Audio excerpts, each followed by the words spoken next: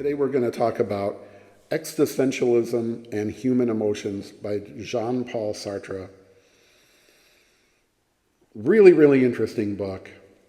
I'm just going to cut to Phil at the table, and we're going to flip through this and look at the notes that I've made in it. And I'll be back at the end to kind of sum stuff up. Let's talk a little bit about this very old book, 1957, Existentialism and Human Emotions by Sartre. Okay, so Jean-Paul Sartre was born in Paris in 1905. Is definitely best known as one of the major proponents of the philosophy of existentialism, for which this book was meant as a sort of short, succinct primer. And I mean short, yeah. What we're looking at today is all of 96 pages. Here we'll also see in this book, right, some just brief mentions of Marxism, which I think he was kind of classed in with. Also some Freudian or post-Freudian psychoanalysis as well. There's a mention in here of one of his novels. He was a novelist, obviously. He was also a playwright, a literary critic, very much a public intellectual. This guy really packed a lot of work into his 74 years of life, and still, to this day, remains an influential thinker, right? So this book that we're going to look at today, the exact copy of this book, was published in 1957 by the New York imprint Philosophical Library. And of course, all of this stuff was originally written in French. It begins with, let's take a look. And here's what, we know what we're going to do. The book begins with this longish essay here, just called Existentialism. This is the Bernard Frachman translation. And then after that, everything else here are excerpts from Sartre's really great work, at least his great philosophical work, Being and Nothingness. That was translated by Hazel E. Barnes. So today I'm just going to sort of flip through this book, look at my notes, right? I pulled a lot of stuff out of this book, and as I read, I have a file on my computer that's called Random Writing Quotes and Examples, where as I'm reading anything, articles on the internet, books, obviously, anything, I just pull text out of there that I think might be of use. So you'll see quotes from different sources over at Fantasy Authors Handbook, the original blog, obviously, stuff here at this channel and so on. And this is kind of a look into one of the ways I do that. And of course, this isn't a book on writing, right? This isn't, some kind of craft book, how to write fiction, how to write, etc. This is really just a short introduction to the philosophy of existentialism and human emotions. Really kind of a nice looking little book. Definitely beat up. I had to even put some tape on the spine to even hold it together. But let's just sort of flip through this and see and talk about some of the stuff that I pulled out of it and see some of the notes that I've written in the margin. Now, I don't always mark up books as I read them. I don't always sit with a pen, but this one being, even though it is sort of this original older book that normally I would be a little precious of, it's in pretty terrible shape. It's reprints of, I have a copy of Being and Nothingness, for instance. So this isn't something that I think is like, oh no, it's going to be really collectible. You can see there's damage there. A previous owner, at least one, maybe two, have already made some notes in here, have underlined some passages. Anyway, I really found just in reading this first essay, the big essay, Existentialism, which Sartre clearly wrote as a kind of basic primer for people, general readers, right? Who, and in a way, a lot of it is him defending existentialism against charges that it is an inherently Marxist philosophy, which it really isn't, or that it's a form of nihilism. In other words, you just sort of think, well, there is no God or there's no sort of, unifying force out there, so we can all just do whatever we want and just go and, descend into chaos, which it is not saying, right? So a lot of this, the text here, is basically him saying what existentialism is, but also what existentialism is not, which I thought was really interesting. But the writing in this essay in particular, very, very clear, very easy to read, and yet still really thoughtful.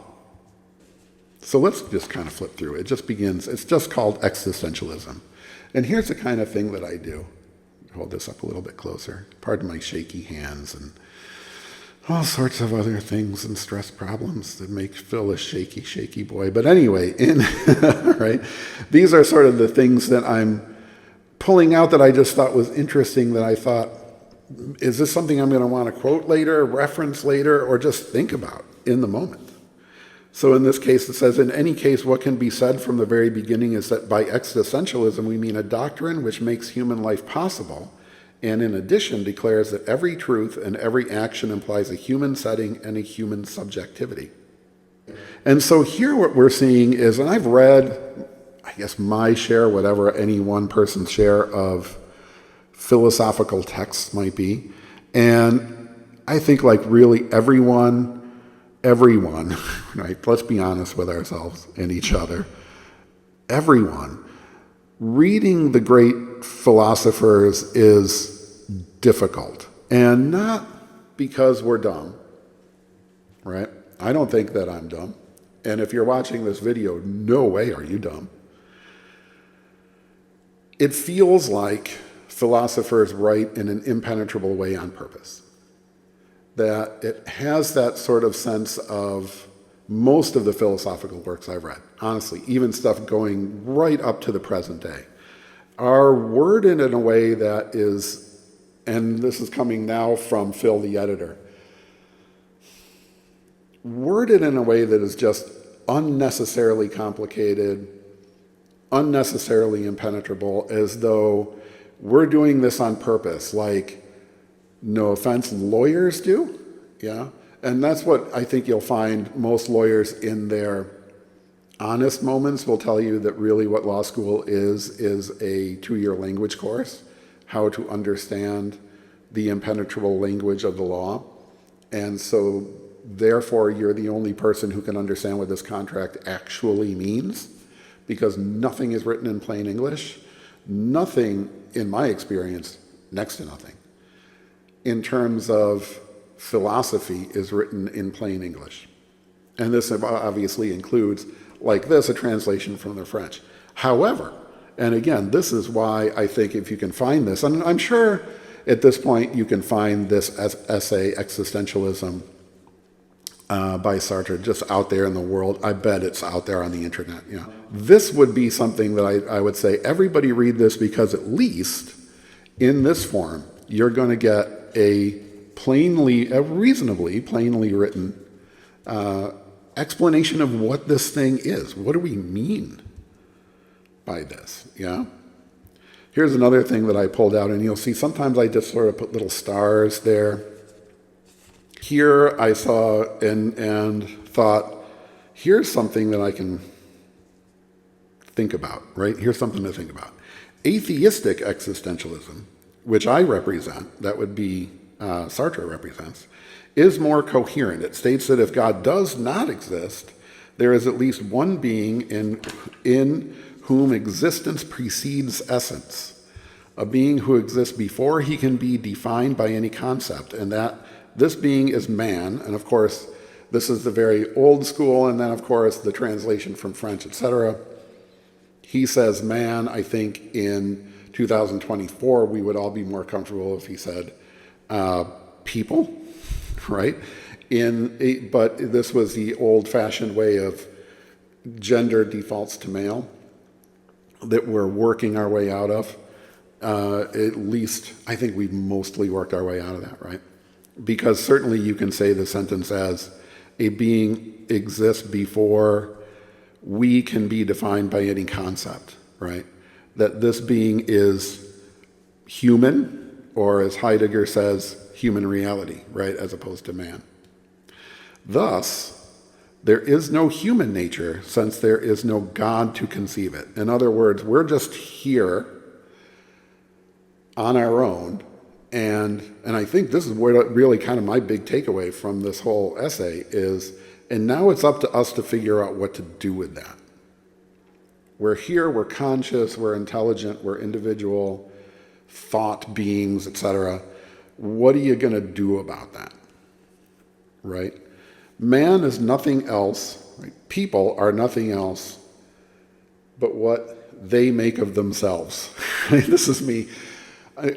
This isn't me translating, this is me localizing for, the United States in 2024, but you know what I mean, right? Or I think we know what he means. Man is nothing else but what he makes of himself. And I put a star next to that because I thought that's really interesting, because I tend to agree with that. And I know that there are a lot of religious people who might be watching this and thinking, no, right, you have a sort of destiny, or God has some sort of intent for you. God has a plan for you. And there are parts of existentialism that allows for that. I struggle with that. I'm going to tell you that right away. I mean, let's be honest with each other. I can be honest with you, right? I am indeed an atheist. I have no religious, spiritual, metaphysical, or superstitious component to my life at all.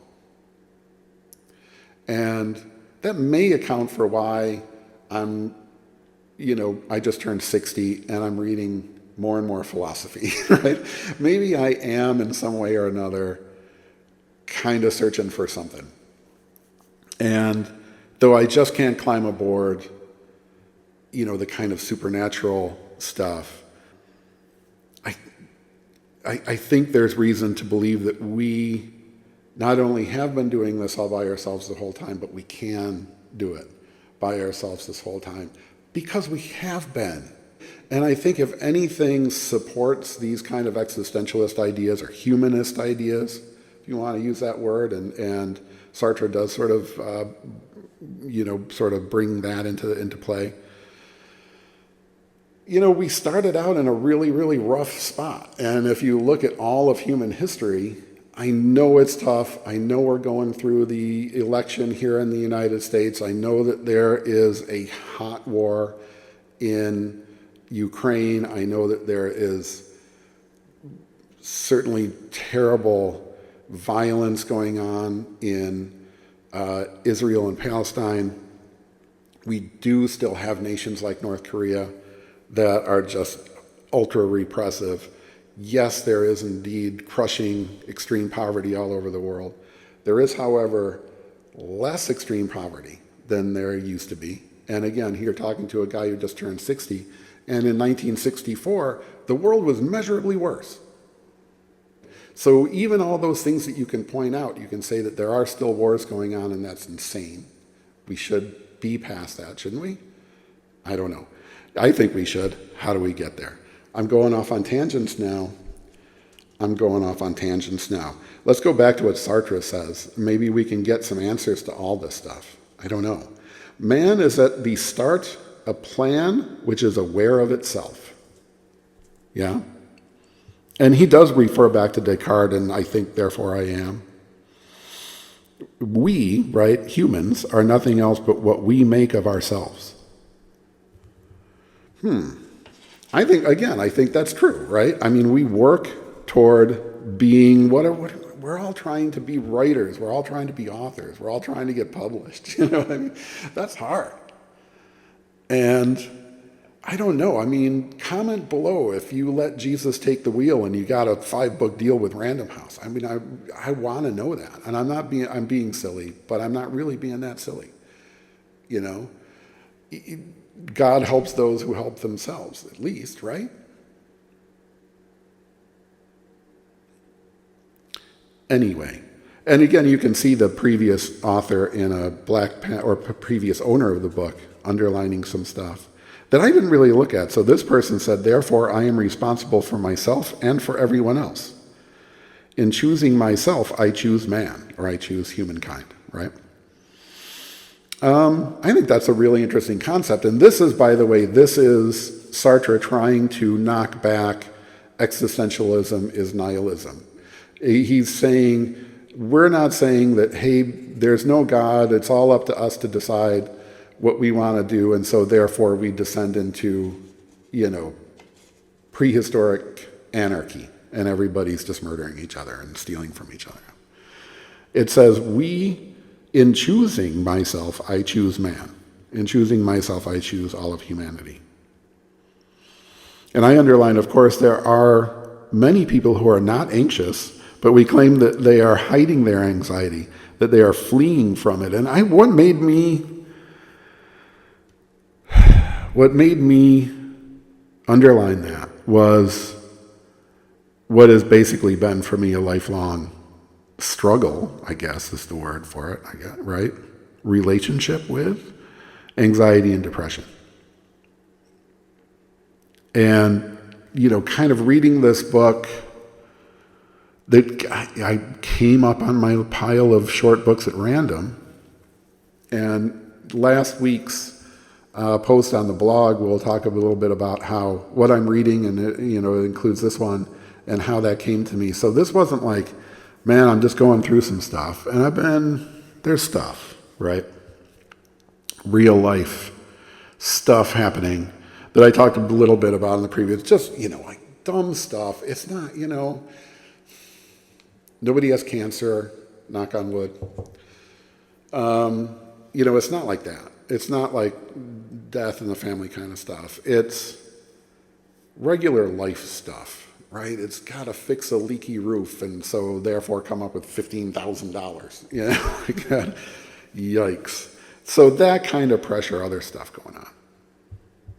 And so I've been sort of dealing with anxiety again lately, and just happened to be reading this book, which was interesting, and he starts to talk about that, right? And I think that there is the sense that to be human is to be at least a little bit anxious, because we don't have it all figured out.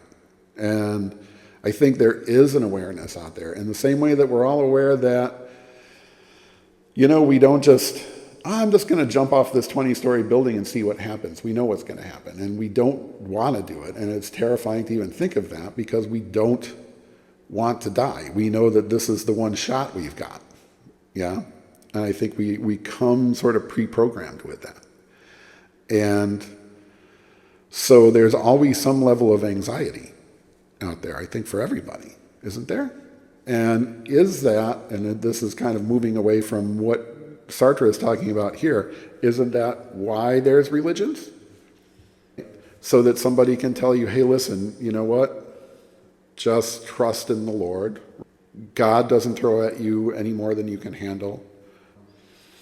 These are little truisms and things that wrinkle me, but I'm me, If they help you get through the day, and meanwhile you're doing the stuff you need to do, you're getting that leaky roof fixed, right? You're getting your you're getting your novel finished, you're going through that query process with,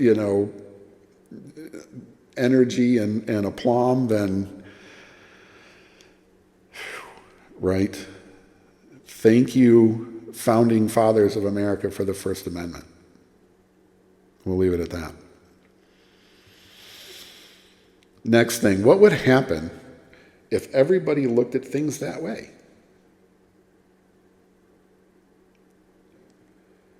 There is no escaping this disturbing thought except by a kind of double dealing.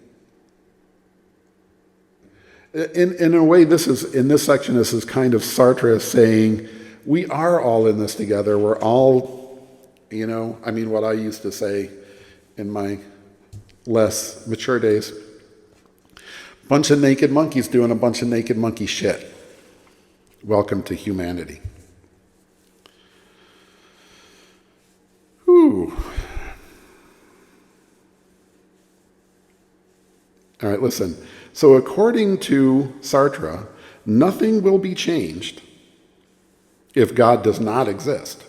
We shall find ourselves with the same norms of honesty, progress, and humanism, and we shall have made of God an outdated hypothesis which will peacefully die off by itself.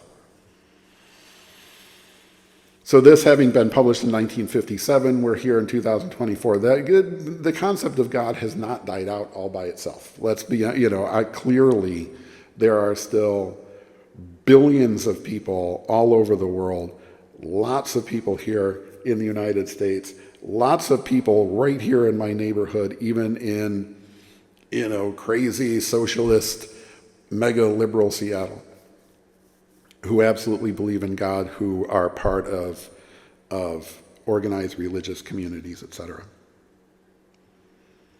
So is God something that is going to just sort of peacefully die off? I don't know. Certainly not by the next time I post a video. Here's where I actually wrote, it's hard to even read my own handwriting, where I wrote, I disagree. What did I disagree with? Indeed, everything is permissible if God does not exist, and as a result, man is forlorn, because neither within him nor without does he find anything to cling to. He can't start making excuses for himself.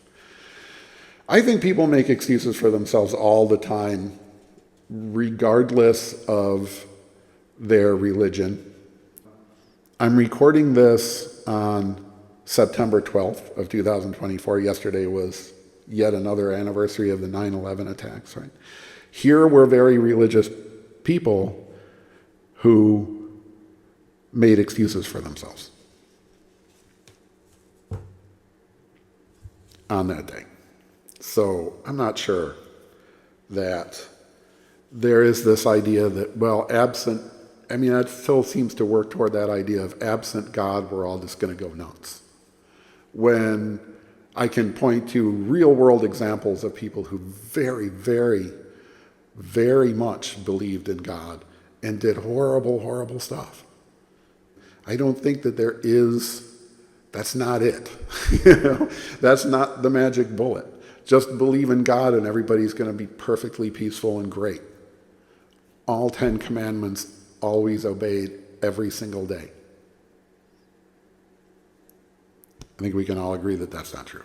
Yeah. And here on the next page, he says, man is condemned to be free. And I think that that's really an interesting idea.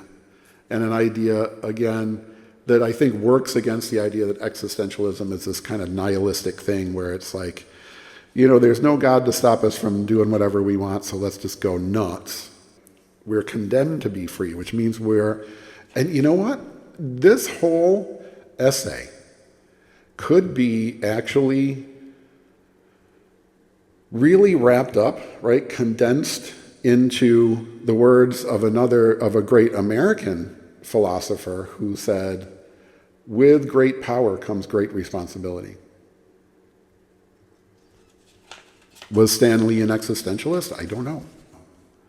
I like this quote from Kant that, here's Sartre'S actually bringing in as, some help from other philosophers. Never treat any person as a means, but as an end. So this is really saying so there is no pre-packaged rule. We're not endowed by our Creator with a plan that we then have to follow regardless. It still says, hey man, be cool with each other because we're all in this together. Aren't we? I think so. And it certainly was, again, one of the things that really drew me to, Sartre's ideas here. This is a bigger one. Given that men are free and that tomorrow they will freely decide what men will be, I cannot be sure that, after my death, fellow fighters will carry on my work to bring it to its maximum perfection. Tomorrow, after my death, some men may decide to set up fascism, and others may be cowardly and muddled enough to let them do it. Fascism will then be the human reality, so much the worse for us. Another one where I think we're throwing that word around a little bit more than we should, although we should be in America in 2024 with what's going on, in and around the Republican Party, that is just mind-boggling to me. When did they go that far to the right? A question that can't be answered by myself today or by Sartre in 1957. I'm going to be close to the microphone, so I'll try not to yell at you. Well, here's something to think about. The day before my 60th birthday. Oh, yeah. I don't know what the world is going to be like after I left it behind, any more than my father, who died at the age of 62, would have predicted any of the stuff that wasn't there before him. He had a car phone, right? So if I showed him a cell phone, he'd be like, yeah, that right? I've been hearing that those are going to just keep getting better and cheaper and whatever. Yeah. He died in 1995, so that not, a long time ago, but not that long ago. He wouldn't have been flummoxed by streaming TV, things like that, right? I think he would have been very surprised by Donald Trump. And I have now adult kids. What's the world that we leave behind? Are some men, in this case I think that is more gender specific, decide to set up fascism? I don't know. I don't think so.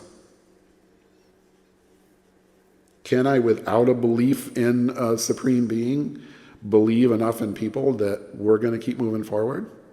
That here, localized in America, there's some bad people with bad ideas and some political stuff that's holdover from, desperate efforts to keep the 13 original states together. I think that's going to be fixed. Is Kamala Harris going to be the one to fix it? I doubt it. I shall have no illusions and shall do what I can. This one I put a star next to because I think, it's one of those things where you put on social media like favorite quotes, right? I shall have no illusions and shall do what I can. Isn't that just the best anybody can say? I'm not going to pretend that they're eating the dogs because for some reason that feels better to believe that. I can't imagine why anyone would feel better about that. But I shall have no illusions, as far as I know, and shall do what I can. And this is me, right? I'm zero political influence over anything, right? I have no influence whatsoever. I'm one American citizen, one vote. So I guess I'll do that at least in terms of the greater political picture here in America. But there is no reality except in action, said Sartre.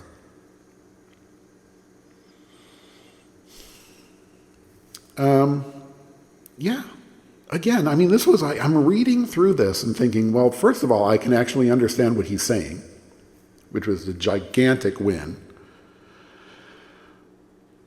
And this is where I'm, again, continuing to nod along with it, right? There is no reality except in action. What are we actually doing?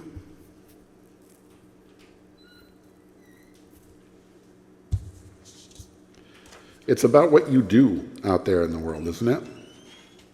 Like, make a video where you flip through an old book on existentialism and just kind of try to throw some stuff out there and have a conversation. Anyway, the comments are always open.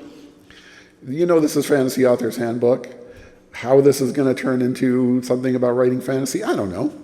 But I think everything that we read, everything we think about, everything we do goes into our writing. This is going to go into my writing. I mean, it already kind of has, right? This is part of what I do. I make these videos. I write this blog every week, every Tuesday. But again, he says, consequently, we are dealing here with an ethics of action and involvement. Again, trying to say, this is not a philosophy of nihilism. This isn't, well, what? There's nobody to send us to hell, so I'm just going to do whatever I want, and who cares about anybody else? In fact, the opposite is true. Okay, maybe there's nobody to send us to hell after this. That means I have to take responsibility for myself. And here he's building on what Descartes had said before, I think, therefore I exist. And this is why it's called existentialism, right? How do we define the existence of man, in his case, or humanity. It's by what we actually do. Do you do good out there? Then you're a good person. Do you do bad out there? Then you're a bad person. It's not if you do good out there, you're angelic, and if you do bad out there, you're demonic. We're all people doing stuff. All right? Do the right thing. This is the world in which man decides what he is and what others are, which we do all the time. I don't want this to just become a video about the election and Donald Trump and Kamala Harris,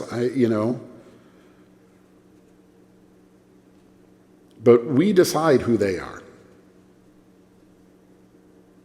And we decide who we are ourselves. Yeah? And I think that that's true. And again, does that mean that you say, well, I am a Mormon? Okay. And that person is not a Mormon, or that person is, I don't know what, good, bad, scary, just another person trying to figure this out, whatever that is. But you decide that. I decide that. And then we try to grab some kind of conception of each other. So again, this is not perfect. Here, all I could provide there was a question mark, where he said there is always a way to understand the idiot, the child, the savage, the foreigner, provided one has the necessary information. I think, even though he's using this, obviously, super outdated, I think even in 1957, language, very colonialist language, right? The savage. Like, who's the savage? Exactly. I don't know. I mean, I'm a middle-class American. Does that make me the savage from the point of view of a French intellectual? Probably. I'm certainly the foreigner. But I think he's trying to say, it doesn't come across as particularly positive, let's be honest with each other. But I think what he's trying to say here is, whoever the other person is, a conservative, a liberal, a Mormon, a Catholic, a Buddhist, or whatever, if we have the necessary information, meaning we are not just believing that they're eating the dogs and stuff like that, then we can start to understand each other. I think that's true, right? Maybe I can cross off this question mark. Because I, Phil, in my own existence, have now interpreted Sartre in this way, right? I have defined him as somebody who's saying, think before you dismiss somebody as an idiot, a child, a savage, or a foreigner.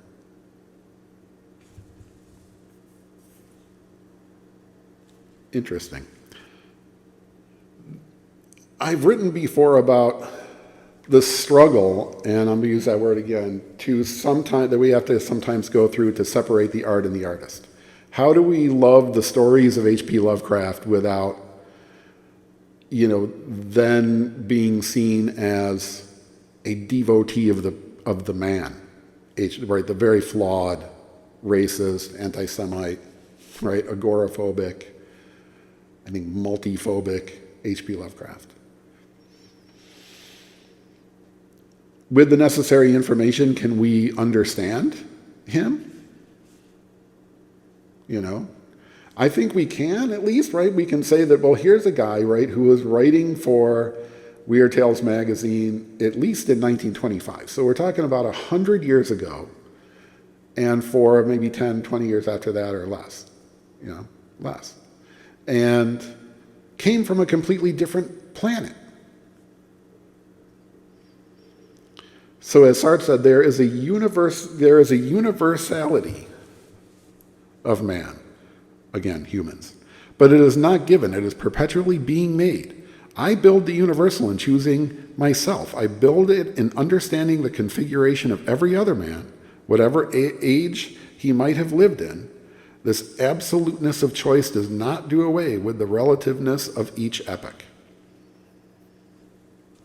It finishes over on the other side, yeah. I think exactly what I was just talking about.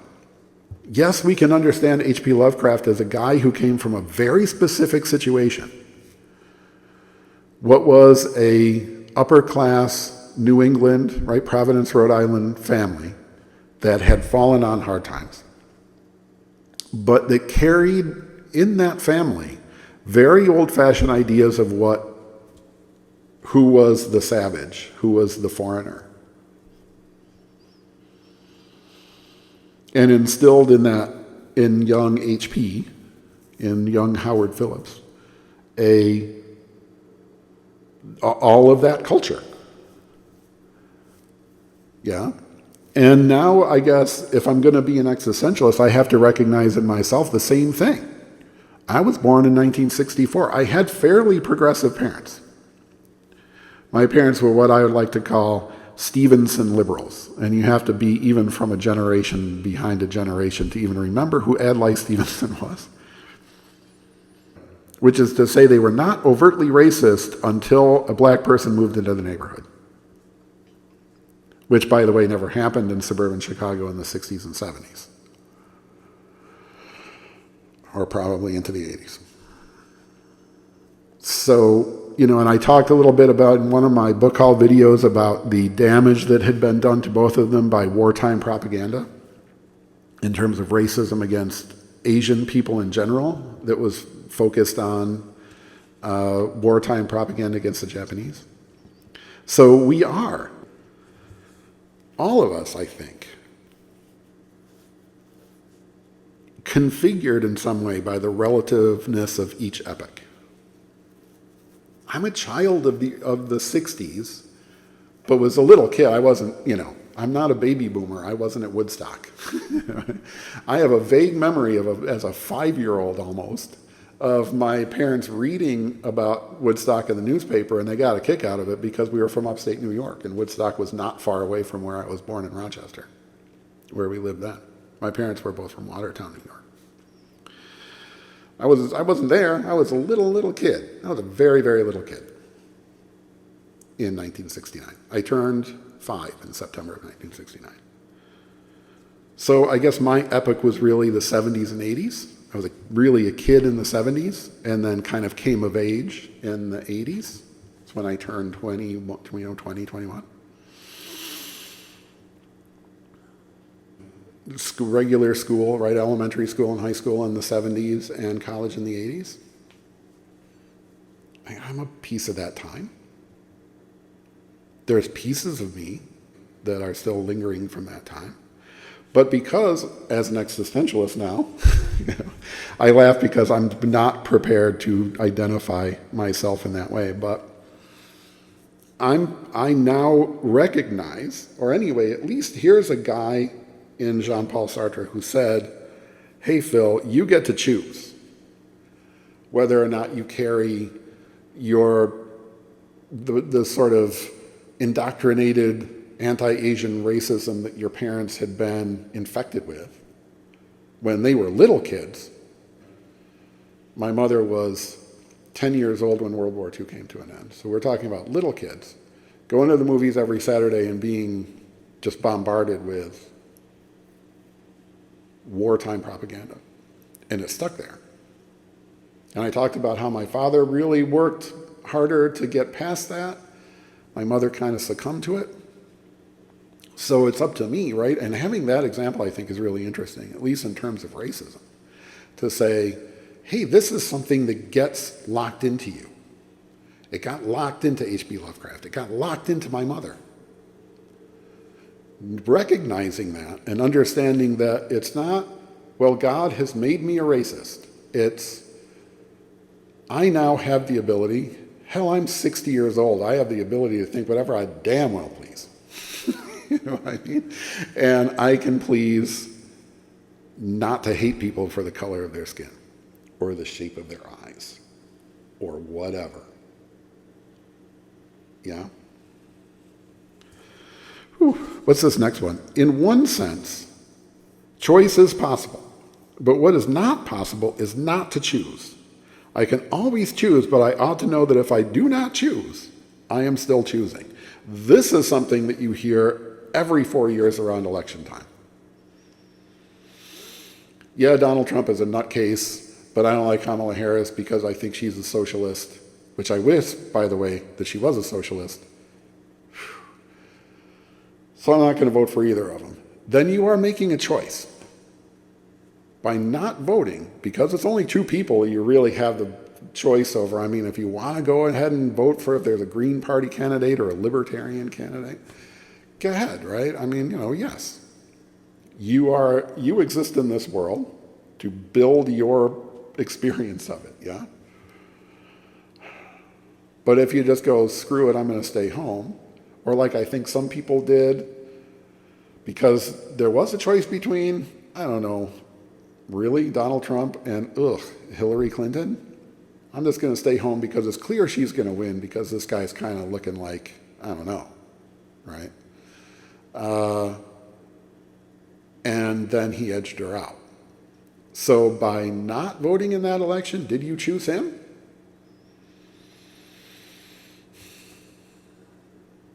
I don't know. I mean, I had to underline that because of the fact that I just read this last week.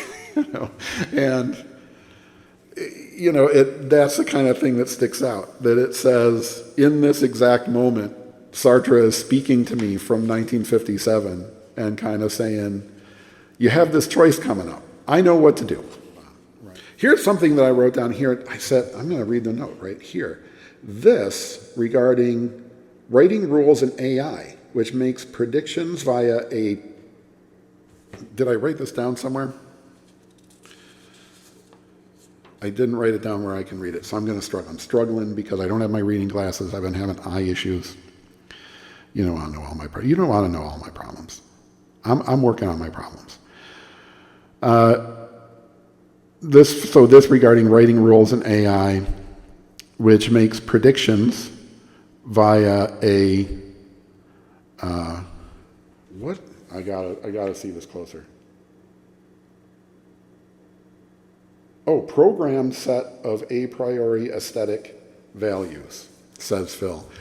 Struggling to read his own teeny-weeny little handwriting because, this is why, by the way, with standard manuscript format, we ask that you double space your manuscripts. Obviously, in a printed book, it's going to look exactly like this, all together with regular indents, no spaces between paragraphs, justified on both sides, right? This is what a printed book looks like. A manuscript would have double space and ragged right margins so that an editor can make a note here that is legible to other humans, including himself later on when he didn't bring his reading glasses over to the table and he's got this weird eye thing going on that might be a migraine and better not be a detached retina. You don't want to know my struggles. Anyway, if you've been following me on Twitter, which you better, but even if it's called X, and elsewhere, and on the blog, you know that I am not a fan of generative AI and the destruction of human creativity by the creation of plagiarism machines. And this really struck me as something, could I use this to back up my arguments against that stuff? When Sartre says, may I ask whether anyone has ever accused an artist who has painted a picture of not having drawn his inspiration from rules set up a priori, right? Set up before he started painting. Has anyone ever asked, what painting ought he to make? It is clearly understood that there is no definite painting to be made, that the artist is engaged in the making of his painting, or her painting, and that the painting to be made is precisely the painting he will have made. It is clearly understood that there are no a priori aesthetic values, but that there are values which appear subsequently in the coherence of the painting, in the correspondence between what the artist intended and the result. Nobody can tell what the painting of tomorrow will be like.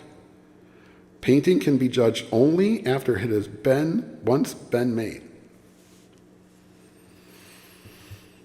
And I will ask authors out there who are watching this, right, simply change the word artist to author, painting to novel.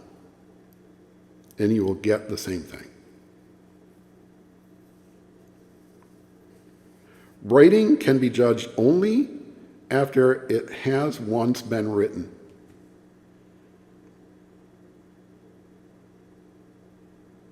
But isn't that what LLMs are doing, though? They are creating an a priori set of rules, assumptions. They are, a decision has been made on a programming level that this is the novel that you ought to write, or the painting, or the painting, indeed, right, that this machine ought to make based on a set of rules that have been put into it. Whether or not those were stolen, right, just sort of scraped off the internet. But here, as humans who are free to make our rules about ourselves and how we live in the world on our own and with each other, don't use AI. So says Jean-Paul Sartre in 1957. How about that? We define man only in relationship to involvement. It is therefore absurd to charge us with arbitrariness of choice. That's interesting. I wonder what a previous owner of the book, previous reader, thought about that. And this, right? I love that. And we could go, and I'll do a whole other video on what we think this other person was thinking about. The one thing that counts is knowing whether the inventing that has been done in the name of freedom. Oh, look at that one. Remember that one when we're talking about AI. Has this been done in the name of freedom, or has it been done in the name of expediency? Well, it's faster if I just tell ChatGPT that I want a novel that does it. Let's write in the name of freedom. God, why would you not, right? So I've also sometimes, when authors mention other books, I've said before, if you've seen my book haul videos, I'm like, this is from my Amazon wish list. It was on there from 5 years ago, and I have no idea why it's there. Because when somebody who I find interesting and smart mentions a book, so I have a copy of this. I've been sitting on a copy of the Chapter House of Parma for a few years. And so here I told myself, read this already. Let's see if I shall. Will we? On the next page, Sartre says, before you come alive, life is nothing. It's up to you to give it a meaning, and value is nothing else but the meaning that you choose. In that way, you see, there is a possibility of creating a human community. Again, this is Sartre intentionally, and in plain, I'm going to say plain English, plain French, translated into plain English, saying this is not a philosophy of nihilism. This is not every man for himself, he who dies with the most toys wins, that kind of thing. He keeps saying over and over again, we have to choose human community. We have to choose each other. As a fan of Cocteau, I did not even know there was such a thing as Around the World in 80 Hours. That is now on my list. And here he says the existentialist will never consider a man as an end because he is always in the making.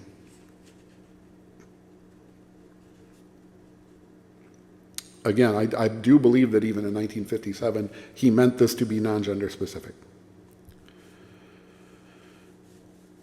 A person is an end because they are always in the making.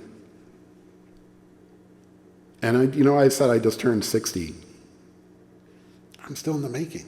I'm still reading this book from, before I was born, by this French philosopher that I don't know that otherwise I would ever in a million years have come in contact with.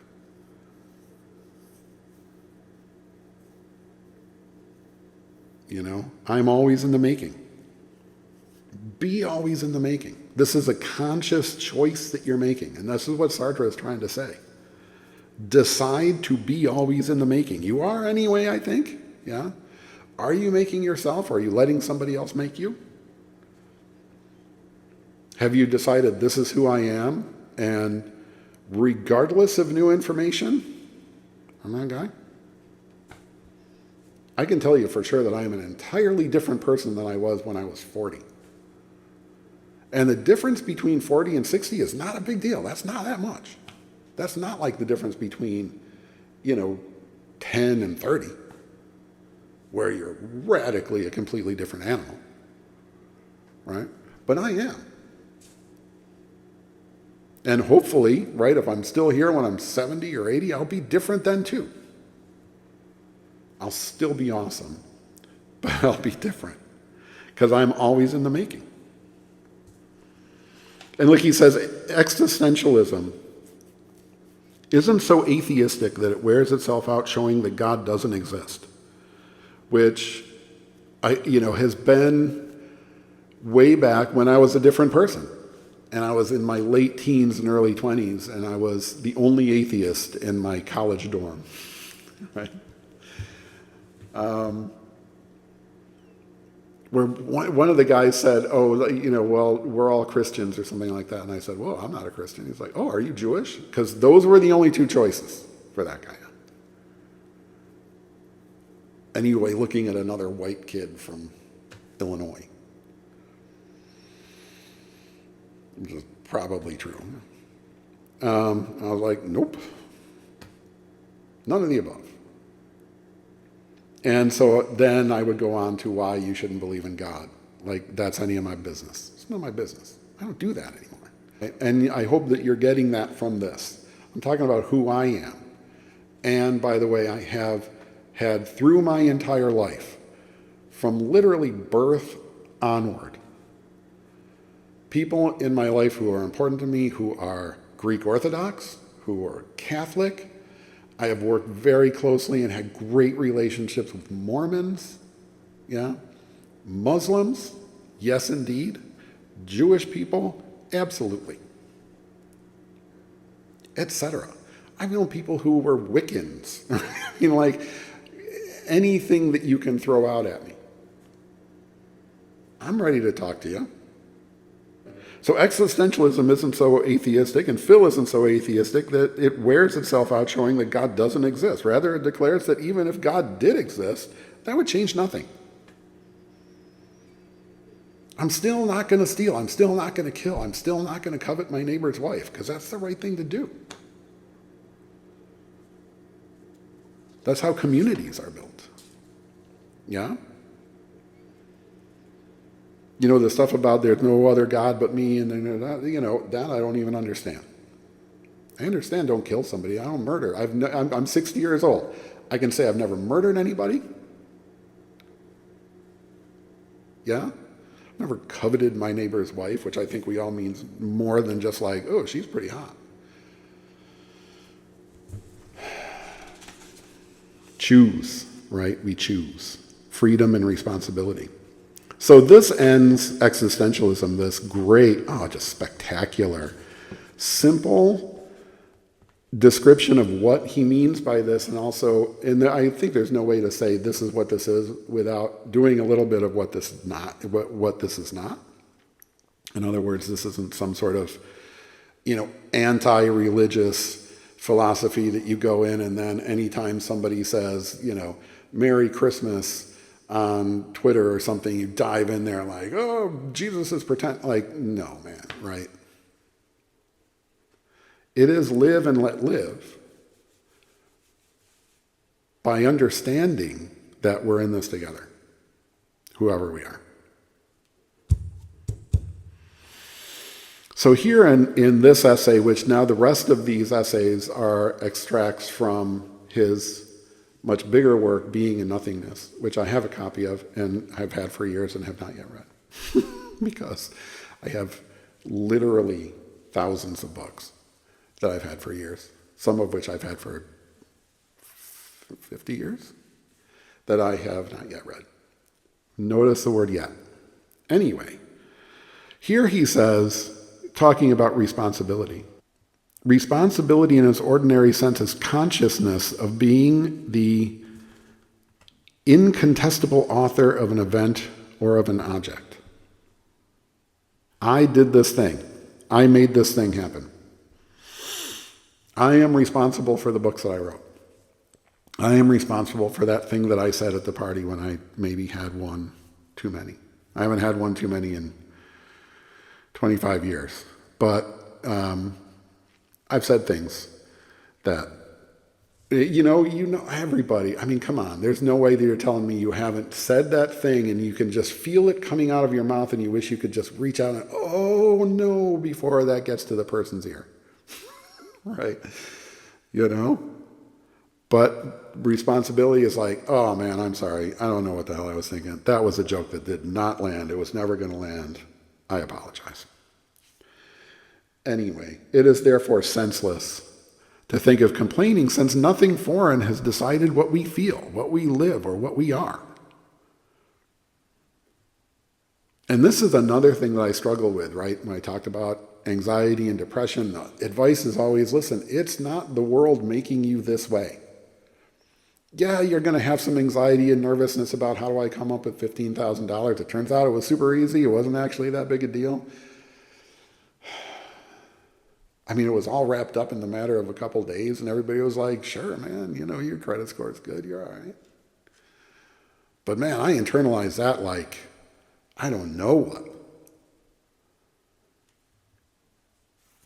This is hard to remind yourself, hey man, these things are out there. There's stuff that happens, right? I'm not in charge of whether or not it rains. I'm not in charge of somebody out there picks up a gun and goes to school. Yeah.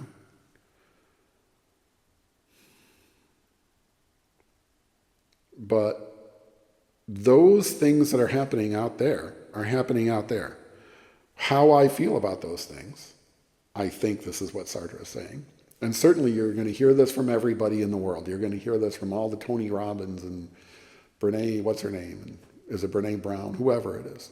Every YouTube video. All of self-help, by the way, comes from philosophy. It's I was going to say dumbed down, but that would be judgy, and I'm not doing that, right? It's a distillation of some of these works, like you're seeing right here. Absolute responsibility, right? That was my bad. Or hey, you know what? It was my good. Why did I underline I could always get out of it by suicide, right? Or by desertion. I mean, is that, because that really is troubling to me, right? Is that what we're supposed to think? Like, listen, if you couldn't get the home improvement loan for this roof, you could always kill yourself. It's like, no, right? I mean, yeah, physically that's possible, but I mean, come on. I mean, that's a pretty small problem, and there are bigger problems than that. I don't know. Is that super telling of me that I put a underline over that? Anyway, I make it mine by making myself, he says. I decide who I am, which means that I am responsible for the decisions I've made, the things I've said, the stuff I've done, the books I've written, the videos I've made, etc. This is all me. And if you've ever seen me out in the world, right, whether it's Twitter or LinkedIn or here, I mean, Fantasy Author's Handbook is the name of my blog, and so this channel goes along with that. But it's always me. It's always a picture of me. It might be me as a little kid to celebrate this birthday milestone or whatever. But, on social media, it's me. It's my name. I'm not hiding behind anything. I'm responsible for. I've even written some books under a pseudonym, and I've said that out loud. I was T.H. Lane twice for 2 of the D&D, 3rd edition D&D novels. I was G.W. Chirpa for the one Dark Matter novel that I wish anyone had read because I was very proud of that. I take responsibility for how awesome that was. Right? But I'm me out there. I take responsibility for this, what I'm saying. Just like Sartre has his name on the cover of this book. And here I say, and this is a note that might be more revealing than I want it to be on a video, but what the hell, man? Let's be here together, yeah? If I am trapped, in quotes, it's because I have trapped myself. I must be without remorse or regrets, as I am without excuse. For from the instant of my upsurge into being, I carry the weight of the world by myself alone without anything or any person being able to lighten it. Yeah? I mean, who doesn't feel that way? I don't know. Can you be a middle-class male, at least in America? I mean, now that came across as sexist. Can you be a middle-class American without feeling like you carry the weight of the world? That you pay all the taxes, that you, I don't know. Or again, am I blaming an exterior force for my own problems? Right? What would Tony Robbins say? Practice constant and never-ending improvement until you become one of the 1%, Phil, and then you won't give a shit. Pardon my French. I hope that wouldn't be true of me. I am responsible for my very desire of fleeing responsibilities.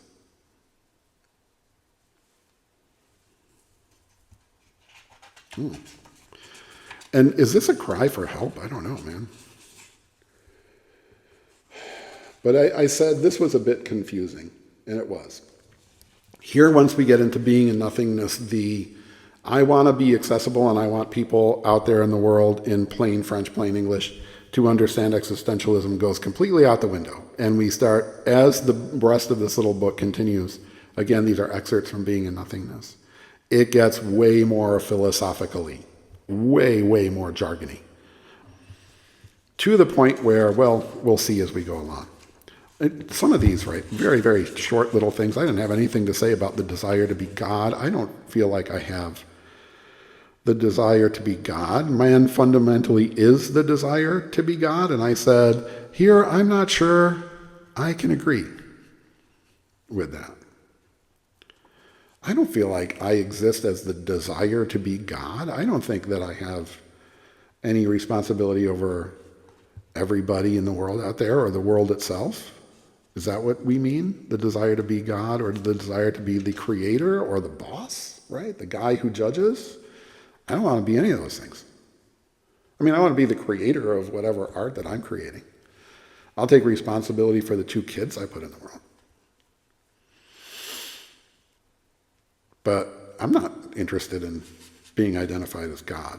I'm not sure. See, this is where it gets, I was very sure I knew what he was talking about in that first essay, and then in the second little short one. But here, for freedom is nothing other than a choice which creates for itself its own possibilities. I think so, I guess, right? Also, listen, here's something that I have started doing. I started doing really a long time ago, is when I come up with a foreign word like this that sometimes authors, not so much now, but back in the day, would just sort of throw out there like everybody knows what Abschotungen means, yeah? Not really, right? That's shading and then shade, which reveals itself only by shading, and which nevertheless does not allow itself to be absorbed by any one shade. Annihilation is a term coined by Sartre himself, right?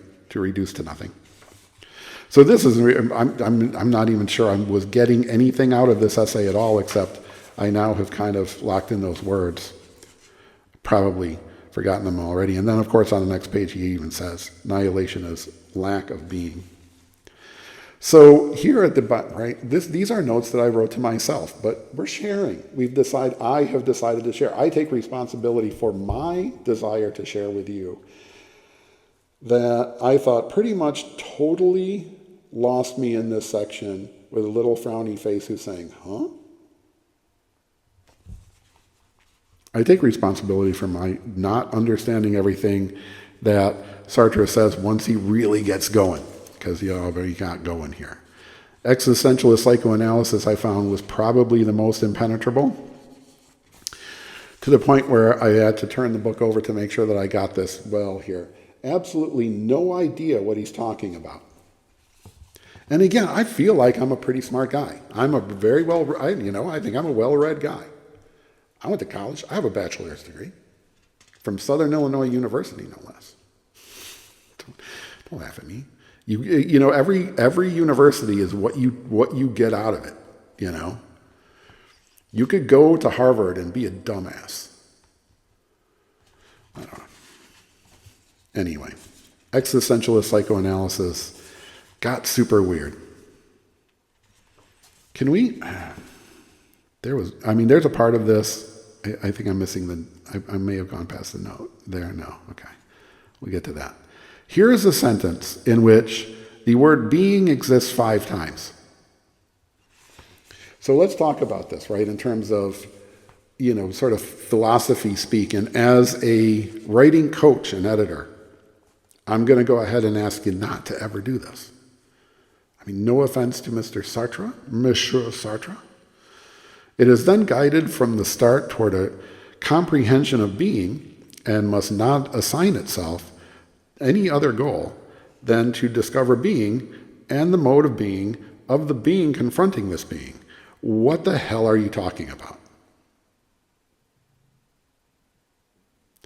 Anyway, it matters little to us whether it now exists.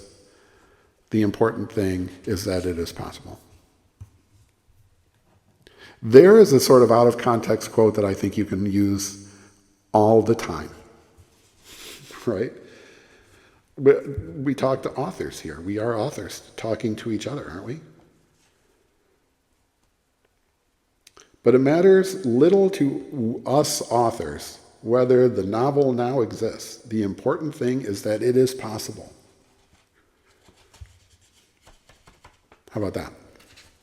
Lessons from Sartre on whatever you decide your reality is going to be. Yeah? I have been sort of putting notes together for whatever the article, the post, the thing about dungeon crawls. Why haven't I written this yet? Because you know me, I love a great dungeon crawl. I am like, second generation D&D or whatever that means, or, started playing D&D really early. You can learn all about my D&D life by watching the video that I did about, the 50th anniversary of D&D, going through my player's handbook, or the chat that I had with my buddy Stan. I'll leave links for those. Anyway, I have only to crawl into it in order to make myself exist in the world which awaits me. That says something about dungeon crawls, I think. A good part of our life is passed in plugging up holes and filling empty places and realizing and symbolically establishing a plenitude. Hey, remember that video that I just did about villain motivation based on a post from Fantasy Author's Handbook, which is in currently the Best of Fantasy Author's Handbook, Volume 1, available wherever fine books are sold, as long as that's Amazon. That it's not just enough to say, like, well, he wants money, he wants revenge. It's like, okay, why? Right? Because a good part of our life is passed in plugging up holes. And that was, I had not read this yet before I said, which was years ago in that original post. And in courses and other classes and things that I have done, seminars before that.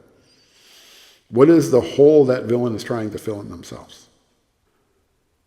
A good part of our life is passed in plugging up holes and filling empty places and realizing and symbolically establishing a plenitude.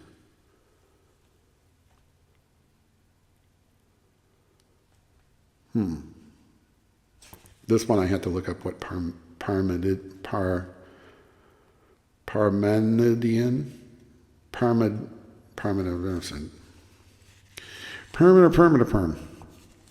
This one I don't know. I'm going to put my hand over the text here because, whoa, daddy. Oh, Lord. This is where he's getting into a lot of Freudian psychoanalysis and the sort of post-Freudian existentialist psychoanalysis. And the note that I wrote to myself here says, well, this gets real creepy real fast. It was interesting when I finished this and I now have a thing, because I tend to avoid like really just like book reviews and certainly like sort of, I don't just kind of wander through Goodreads and read reviews at random. And I try to avoid reviews of things before I actually read it, because I want to create my own existential reality on my own and be responsible for that. But it's become a thing now where after I'm going to just turn the page. You're accidentally reading that and I'm going to get in trouble. No, yeah. Anyway, when I finish this, when I finish most books or even every book, I then kind of flip through some of the reviews and see, now I'm interested to see where people differed from me, right? I'm actually way more interested in that than I am in yeah, right, exactly. In this case, though, it seemed pretty much universal that it got real creepy real quick right in that section. And I don't know. But again, are we judging someone who is a foreigner from a different epoch? I think we've been told to watch out for that. We can say, I think you're kind of need to know on that. I don't know. But here is another one I just actually really wrote. Fun, out of context quote, man is a useless passion. Ain't he really? And I had to translate the Latin here because why not? Existing because of oneself. Ens causa sui. Or you could just write existing because of oneself. Is man a useless passion? I think a lot of women would say so. But remember, we believe that Sartre means people are a useless passion. I don't know. Because I had a hard time coming to grips with the rest of this essay called The Whole, I'm not sure what he means by that, but that's why I thought it was a fun, out-of-context quote. Could I then use that someday in the future to do something? I don't know. I'll leave you with this, where he's talking about existential psychoanalysis as something that he's working on, apparently, or as an answer to Freudian psychoanalysis. And he said existential psychoanalysis is going to, I underline, reveal to man the real goal of his pursuit. Now this is now sounding very L. Ron Hubbard, but I will not put them in the same class, right? Which is being as a synthetic fusion of the in itself with the for itself. Existential psychoanalysis is going to acquaint man with his passion. And then I wrote here, has it? I don't know. I've never been to an existential psychoanalyst. So, I don't know. But I feel relatively acquainted with my passions. I know what I dig. I dig books, right? Genre fiction, etc. Is that enough? Maybe. So I finished here, and there was a previous, and I think I'm no handwriting expert, unless you're Bob Durst, and then it was like, yeah, man. But is this two different people who wrote Being and Nothingness twice, or one person who wrote it 4 times? Kind of went through here. And this one is where you will see this kind of on the Goodreads review that I left, or review. I hate saying that I've ever written a review. Let's say that on Goodreads I leave my parting thoughts. I think, I'm existentially choosing to take responsibility for my final thoughts. The opening essay is brilliant because of the clarity of the writing. Unfortunately, the excerpts from Being and Nothingness descend into that deliberate incomprehensibility that is standard in philosophical texts and accounts for the lack of connection between non-philosophers and philosophy. And I really believe that to be true, right? Write so people can read. Be back with final thoughts on the final thoughts. So yeah, any final thoughts then on Existentialism and Human Emotions by Sartre?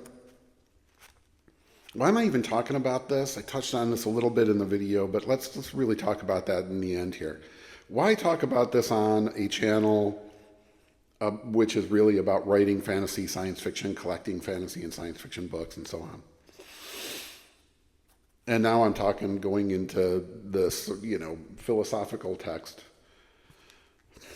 I've said before, and this is what you're seeing with me reading this book, talking about this book, underlining things, taking text out of it to use as examples and just to keep in mind. Did I hit the microphone? I don't know, sorry. What I think every author needs most of all, right? Most of all, is intellectual curiosity, right? So, no, this book isn't in any way about the art and craft of writing fiction or writing science fiction or fantasy or anything like that, obviously. But how does this then inform what you're writing? Could a book like this, I'm asking the question, definitely a book like this can inform your world building. It can inform character motivation. So this is me, again, practicing what I preach, which is read everything. Now, if you're writing fantasy, read old fantasy, read new fantasy, read everything in between. If you're writing science fiction, the same, etc., right? Any genre. If you're writing in that genre and you're not a fan of that genre, go start writing in the genre that you're actually a fan of, yeah? But in the meantime, also be reading stuff like this. Be reading nonfiction, right? Fiction across other genres. Whatever strikes your fancy at all for whatever reason.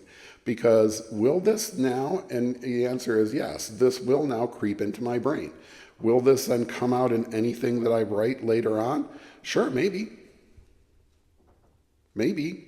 Could you build a fantasy or, a religion for your fantasy world kind of based on this, or just sort of a philosophy? Is this something that will help you, or that will sort of inform one of your characters in anything that you write someday? Not necessarily right now, but someday in the future? Probably. And that's the reason, right? Put this stuff in here, because until you fill this up, right, there's nothing in here that then comes out in your writing. Everything you put in here eventually comes out through your writing, through any form of art that you're creating, yeah? So fill your head with ideas. And do you have to agree with everything that Sartre says? I don't, do you have to? I don't think you have to, no. You don't have to. By reading this book, this doesn't automatically indoctrinate you into some kind of cult of existentialism. Right? But it does fill your head with ideas that then is, processed through your individual experience. This is being processed through my individual experience. What I underlined in here, the notes that I made that we looked at, that's me. Your notes are going to be different. Even then, you saw where there was other people who had read this before me and had underlined other things, and I wasn't even sure, what it was about those things that struck them as interesting. So what are you going to find out of this book, or literally any other book? This is what we all need to have, and what we need to cultivate, and what we need to purposely, right, work on. Intellectual curiosity. Thank you, everybody, for watching. I'm going to try to do more of these. I mean, not literally a book about philosophy, but who knows, right? Let's talk about the books that we read. Let's read with some kind of a purpose, which is to say, get as much in here as possible so that I have something as an author to pull out. Hit that like button and subscribe. It's all free. You're here on Fantasy Author's Handbook. Thank you for watching.